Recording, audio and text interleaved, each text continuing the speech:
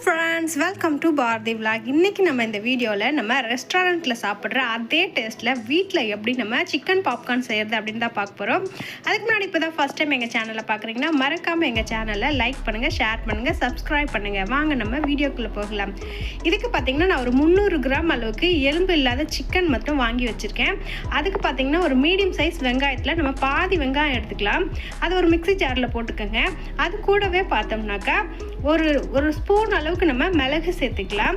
இந்த வெங்காயம் வந்துட்டு ஹோட்டலில் பார்த்தீங்கன்னாக்கா நம்ம வெங்காய பொடி போடுவாங்க. அதனால நம்ம வெங்காய பொடியெல்லாம் நம்ம வீட்டில் வச்சுருக்க மாட்டோம். அப்படின்றதுனால நம்ம வெங்காயமாக போட்டு அது கூடவே பார்த்தோம்னா இஞ்சி பூண்டு பேஸ்ட் வந்துட்டு ஒரு ஸ்பூன் போட்டுக்கலாம். அப்படி இஞ்சி பூண்டு பேஸ்ட் போடணுன்னா கூட ஒரு துண்டு இஞ்சி, ஒரு 4 பல்லு பூண்டு போட்டு நல்லா மிக்சியில் அரைச்சி எடுத்துகிட்டு வந்துடுங்க. பவுல் எடுத்துக்கலாம். நம்ம ஒரு பவுல் எடுத்து அதில் பார்த்தீங்கன்னா ஒரு 100 ml அளவுக்கு நம்ம கெட்டி தயிர் சேர்த்துக்கலாங்க. தயிர் வந்துட்டு ரொம்ப புளிப்பாக இருக்கக்கூடாதுங்க. தயிர் வந்துட்டு புது தயிராக யூஸ் பண்ணிக்கலாம். நம்ம புளிச்சிருந்ததுனாக்கா வந்துட்டு அது சிக்கன் வந்து புளிப்பாயிடும். அதனால் புளிப்பு இல்லாத தயிரை ஒரு 100 ml வந்துட்டு நம்ம ஆட் பண்ணிக்கலாம்.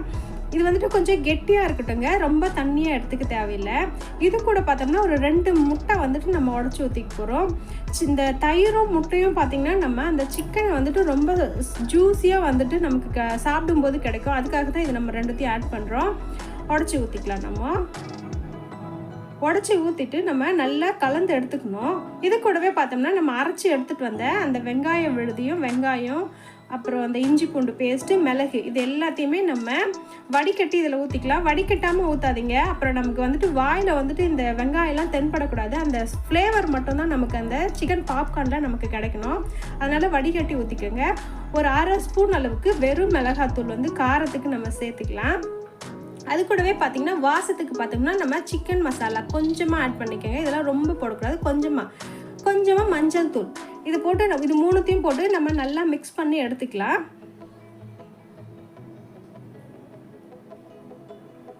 எல்லாம் வந்துட்டு இந்த முட்டை, தயிர், மிளகாய் பொடி எல்லாமே நல்லா மிக்ஸ் ஆகிற வரைக்கும் நம்ம கலந்துக்கணுங்க. அப்படியே திப்பியாக இருந்ததுன்னா சிக்கனில் வந்துட்டு எல்லா இடத்துலையும் வந்து ஈவனாக வந்து பரவாது. அதனால் நல்லா நம்ம பீட் பண்ணி எடுத்துக்கலாம். கொஞ்சமாக உப்பு போட்டுக்கோங்க. தயிருக்கு தேவையான இந்த சிக்கனுக்கு தேவையான உப்பை வந்துட்டு நம்ம இதிலே போட்டோம்னா தான் அந்த சிக்கனில் நமக்கு நல்லா ஊறி வரும். அதுக்காக தான். அவ்வளோதாங்க. இதை நம்ம நல்லா கலந்து எடுத்துக்கிட்டோம். இது பார்த்திங்கனாலே உங்களுக்கு தெரியும் எந்த அளவுக்கு இருக்குது பாருங்கள். இந்த மாதிரி எல்லாமே ஒன்றா நல்லா மிக்ஸ் பண்ணி வரணும். திரியாக இருந்துச்சுன்னா நமக்கு ஒரு பக்கம் சிக்கனில் ஊறி இருக்கும், ஒரு பக்கம் ஊறாமல் இருக்கும். அதுக்காக நம்ம மிக்ஸ் பண்ணும்போதே நல்லா மிக்ஸ் பண்ணிக்கணும்.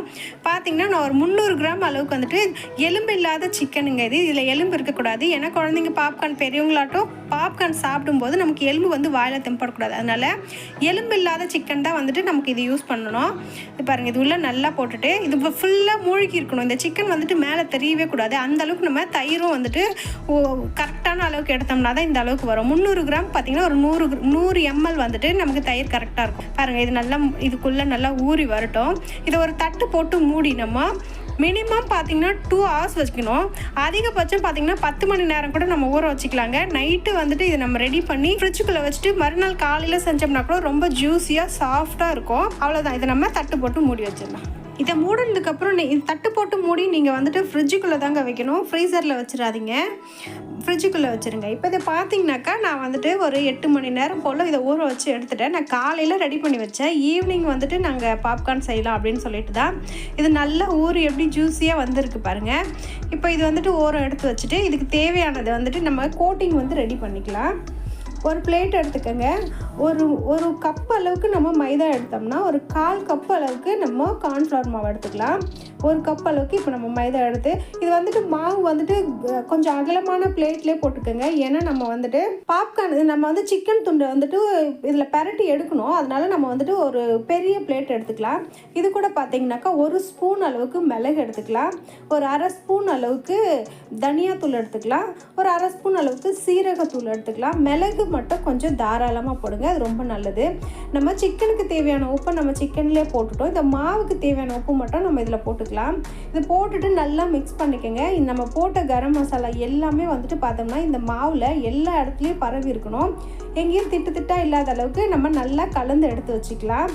இப்போது இன்னொரு பிளேட் எடுத்துக்கோங்க.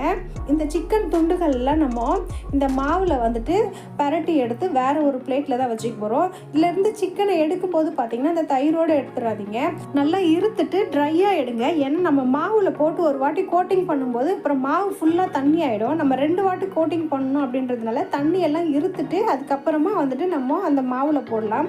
அதுபோல் மாவில் போடும்போது ஒவ்வொரு வாட்டியும் நம்ம அந்த கிண்ணத்தில் மாவில் ஒரு வாட்டி போட்டு பரட்டி எடுத்து தட்டில் வச்சுட்டு மறுபடியும் இன்னொரு சிக்கன் எடுக்கிறதுக்கு பதில் நம்ம ஒரே மொத்தமாக ஒரு 4-5 சிக்கனை வந்துட்டு எடுத்து நம்ம அந்த தட்டில் போட்டு வச்சுக்கலாங்க. அப்போ தான் வந்துட்டு கை ஈரமாகாது. நம்ம கையை நல்லா தொடச்சிட்டு அப்புறம் பரட்டி எடுத்தோம்னா நம்ம மாவும் வந்துட்டு கோட்டிங் நல்லா இருக்கும். இப்போ நான் ஒரு வாட்டி ஃபுல்லாக எடுத்து வச்சுட்டேங்க.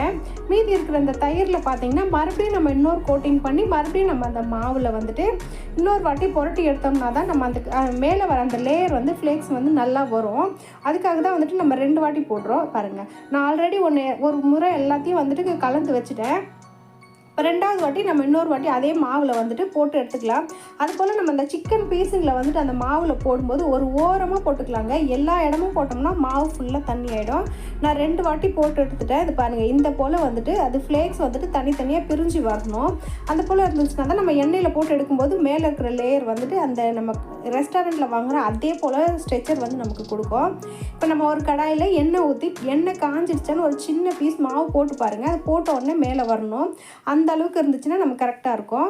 அதுபோல் வந்து கேஸையும் ரொம்ப ஹையில் வச்சிடாதீங்க. ஏன்னா நம்ம சிக்கன் வந்து வெந்து வரணும். நம்ம வேக வைக்காத சிக்கன் தான் போடுறோம் அப்படின்றதுனால நல்லா வெந்து வரணும். அதுக்காக நம்ம சிம்மில் வச்சு ஒரு 5 நிமிஷம் போல் ஒரு பக்கம் வெந்ததுக்கப்புறம் தான் நம்ம அடுத்த லேயர் வந்து கலரி விடணும்.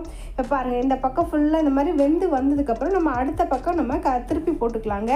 பார்த்தாலே உங்களுக்கு பாருங்கள், அந்த கடையில் நம்ம எப்படி வாங்குகிறோமோ அந்த போலவே வந்துட்டு அவுட்லைன் வந்துருக்கு பாருங்கள். அந்த போல் வந்ததுனா தான் நமக்கு வந்துட்டு பார்க்குறதுக்கும் சரி டேஸ்ட்டுக்கும் சரி நம்ம ரெஸ்டாரண்ட்டில் சாப்பிட்ற போல் ஃபீல் இருக்கும்.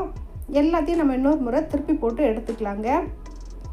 மெல்ல வேக வைங்க. நான் திரும்பவும் சொல்கிறேன், வேகிறதுக்கு வந்து நம்ம கொஞ்சம் டைம் கொடுக்கலாம். ஏன்னா அந்த சிக்கன் வந்து நல்லா வெந்து வரணும். இல்லைனாக்கா அது லப்பர் போல் இருக்கும். அதுக்காக தான் சொல்கிறேன். பாருங்கள், கலர் சேஞ்ச் ஆகி வந்த உடனே நம்ம சிக்கன் எடுத்துடலாம்.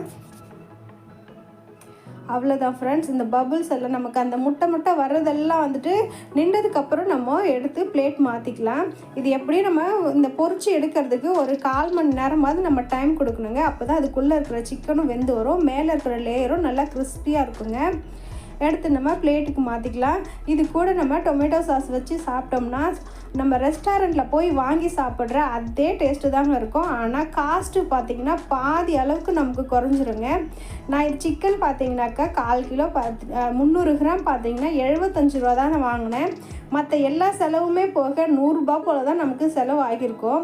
ஆனால் இப்போ நான் எடுக்கிற பிளேட்டு போல் எனக்கு 3 பிளேட் அளவுக்கு எனக்கு வந்துச்சுங்க. அப்போ நமக்கு 3 மடங்கு அளவுக்கு நம்ம வீட்டில் செலவு மிச்சம் பண்ணலாம். அது போல் இல்லாமல் குழந்தைங்களும் நம்ம ரொம்ப என்ஜாய் பண்ணியும் சாப்பிடுவாங்க.